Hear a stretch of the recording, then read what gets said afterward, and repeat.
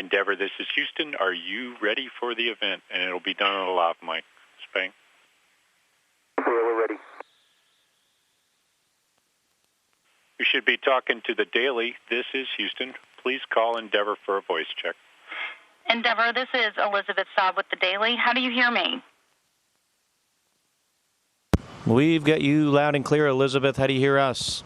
Great. Good morning. I just want to start by saying that a lot of the questions we'll be asking you were submitted from people all over the world. And many of them, before we get started, just want to say, sending you guys well wishes for your crew's safe return, and also, Commander Kelly, many well wishes for the continuing recovery of your wife, Congresswoman Giffords. With that, I'll get into it. Luke, age 7, from Tennessee, wants to know, Commander Kelly, how fast do you travel on launch and return, and how fast do you guys travel in orbit? So on liftoff, we obviously start on the pad, and we go from 0 to 17,500 miles an hour in 8.5 minutes. And then we pretty much stay at that speed for us for about 16 days. And then to get home, all that energy we put in on liftoff, we have to take back out. But instead of doing it in 8.5 minutes, we'll slow down over a period of about 40 minutes or so, where we'll then glide to a landing in Florida.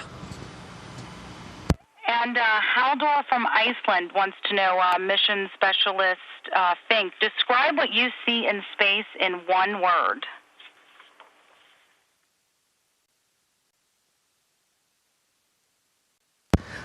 Beautiful planet Earth. That's great. For mission specialist Chamitoff, Courtney from Texas wants to know, has there ever been a moment in all of your space career where all of those hours of training hadn't quite prepared you for it? For example, the other day when your spacewalk was cut short.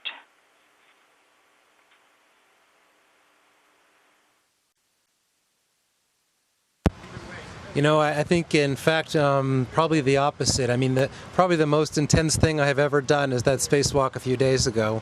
And, you know, it's such an overwhelming sensation to be out there and to see the Earth between your legs 220 miles below, and in every other direction, you know, trillions of miles to the next thing, you know, unless it's the sun, which is a little closer.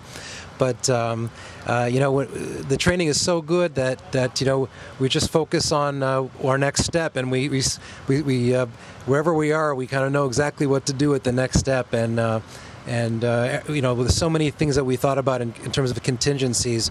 In fact, you know, the alarm that I got in my suit, it may have sounded like a, you know, something of concern to you know, the audience listening on NASA TV, but I was expecting that alarm because we already knew that suit had a potential problem like that, and we knew exactly what we were going to do. So training is really terrific to prepare us for everything up here.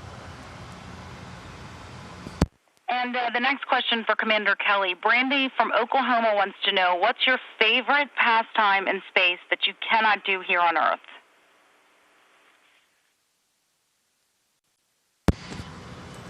Well, I think it has to be, for me, is just flying through the space station.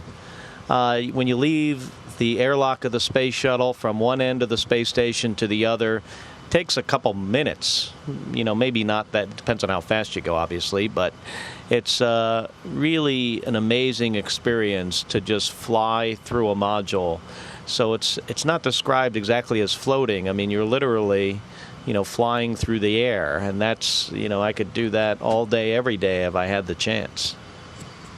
What does that mean? Next question for mission specialist Fincke. Who is your space hero and why?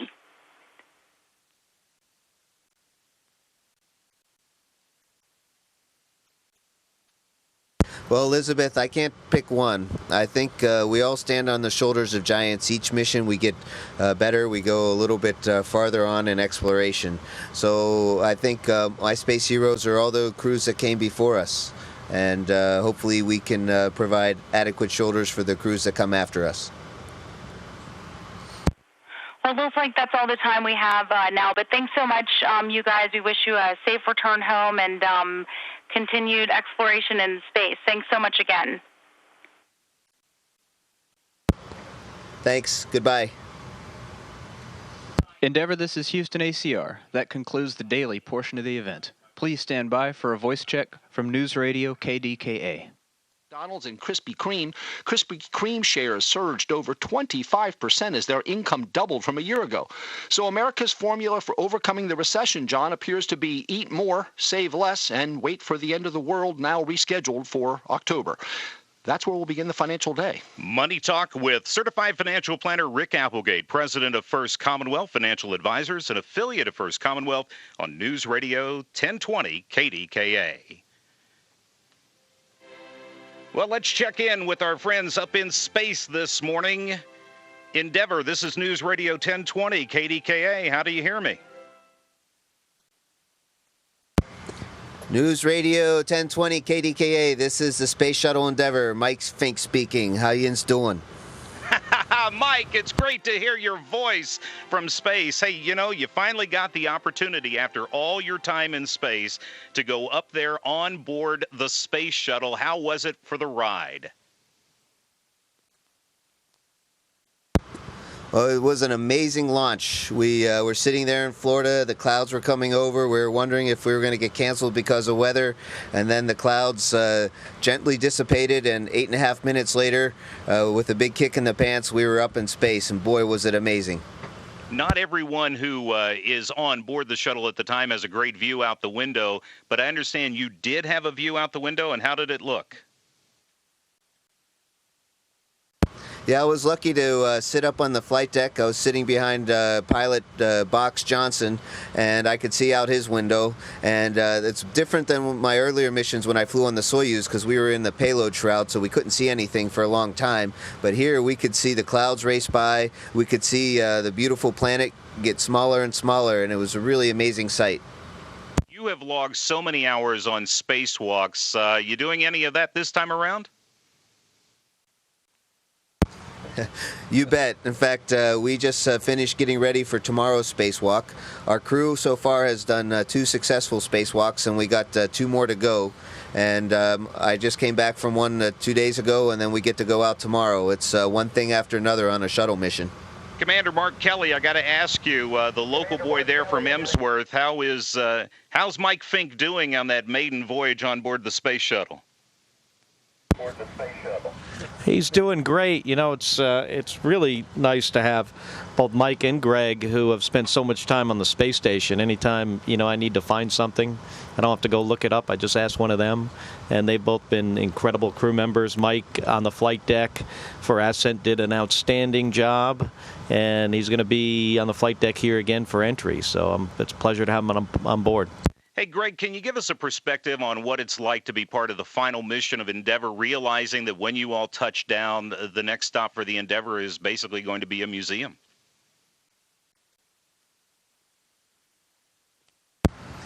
Yeah, it's difficult for us to think of it that way, you know, because we're up here.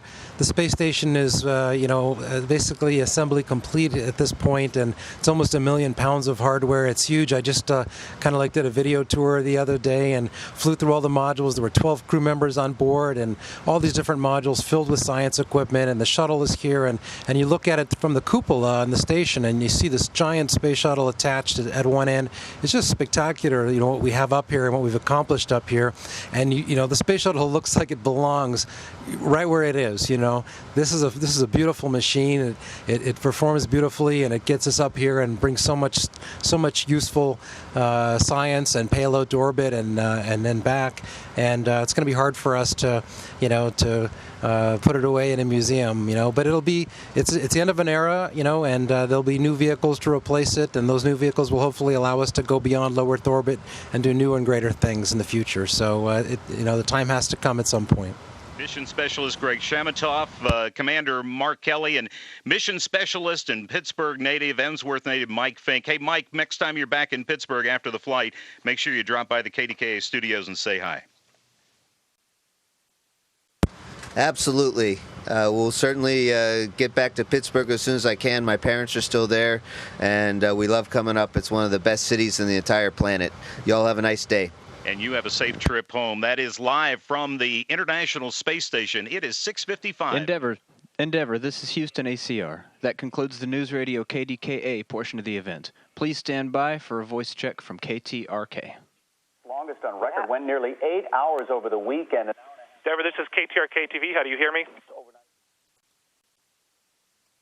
Okay, you loud and clear. First time, actually, they've ever had someone come up and a Soyuz rocket come up in the middle of a space station and leave. All right, this morning we're getting a rare opportunity to talk to 3 of the crew members, and joining us live from the space station is the Endeavour Shuttle Commander, Mark Kelly, along with mission specialist Mike Fincke and Greg Chamitoff. Gentlemen, good morning. What's it feel like to be in space again? Good morning, Tom. Well, it's always a great day when you're in orbit around the Earth. It's been a while, for me, 3 years since I was last in space, and really enjoying the flight, and it's going well. Well, I know you guys have a lot on tap for this particular mission with, of course, you're going to have another spacewalk when it comes to installing that filter inside the oxygen generation system, and you've got a lot of work ahead. But is it also kind of bittersweet knowing that this is it when it comes to the Space Shuttle Endeavour? This is that final mission. Yeah, this is it for Endeavour. After we land back in Florida, hopefully, Endeavour will head off to a museum, so it's kind of sad. But this mission still, we're halfway through it today, and Endeavour has to perform really, really well for us, and it has so far.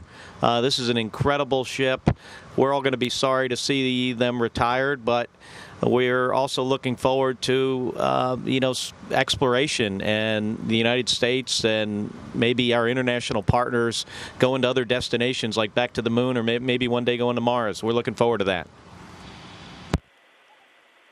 Well, gentlemen, we have actually run out of time this morning. We wish you the best, and I know, Mike, you'll be out on that spacewalk in just a short time, so good luck with that. Have a great time in space, and we'll see you when you get back on Earth.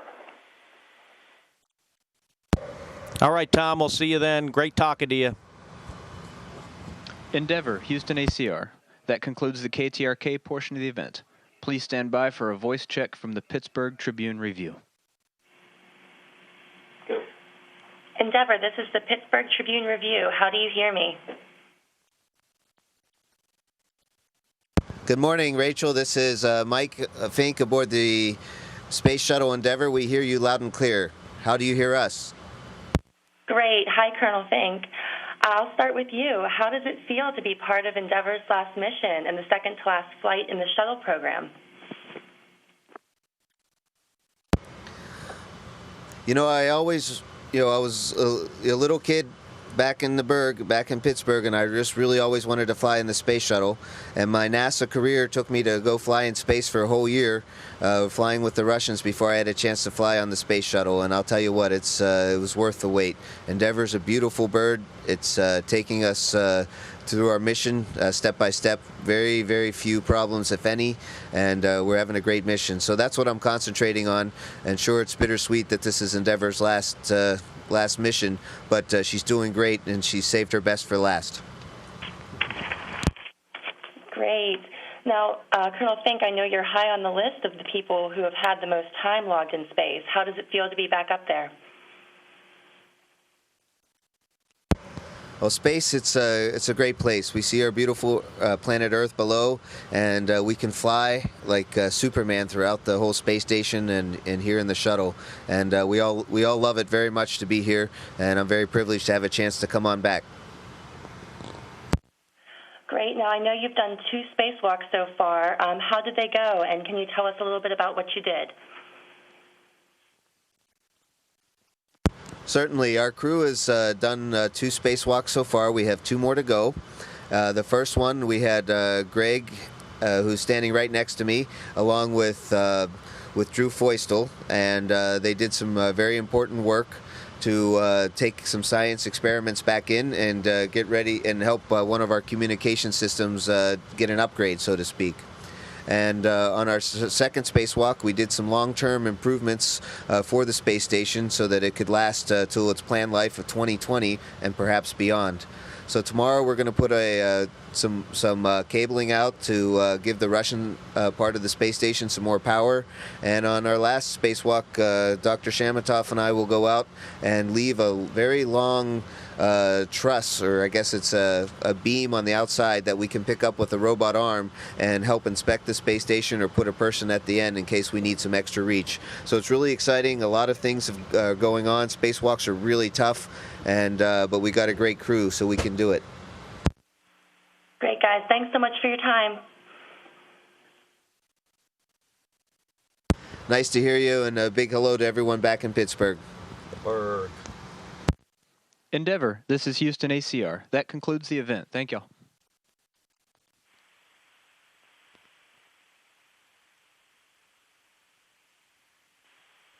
We'd like to thank the Daily News Radio KDKA, KTRK TV, and the Pittsburgh Tribune Review. Endeavor, we are now resuming operational audio communications, and Spanky, you missed a great opportunity to list me as your hero.